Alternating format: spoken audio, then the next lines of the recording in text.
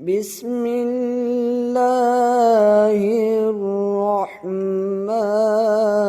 الرحيم. هل أتاك حديث الغاشية وجوه يومئذ خاشعة عاملة ناصبة تصلى نارا حامية تسقى من عين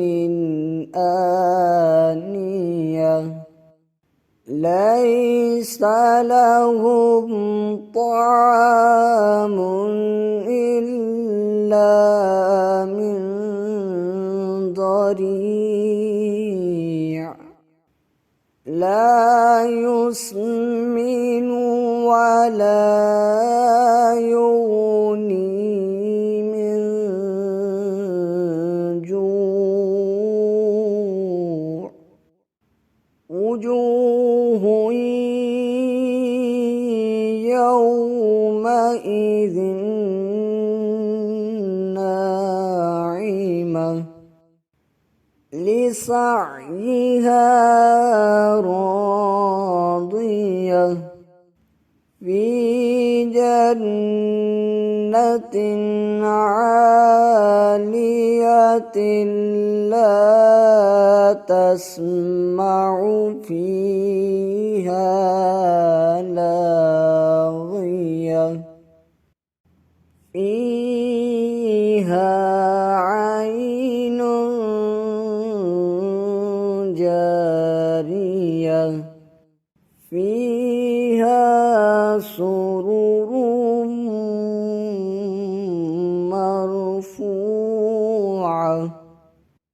وأكواب موضوعة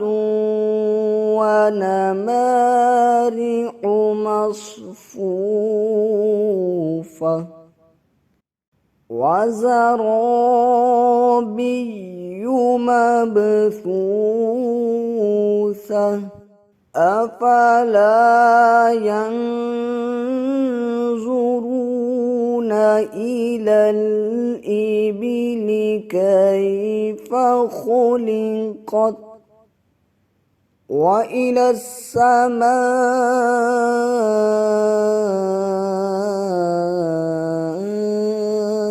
كيف رفعت وإلى الجبال كيف نصبت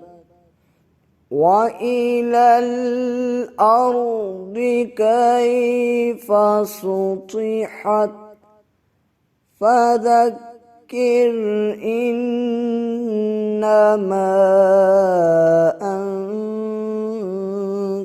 مذكر لست عليهم بمسيطر إلا من تولى وكفر فيعذبه الله العذاب الأكبر إن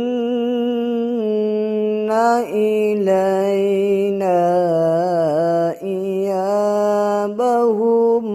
ثم إن علينا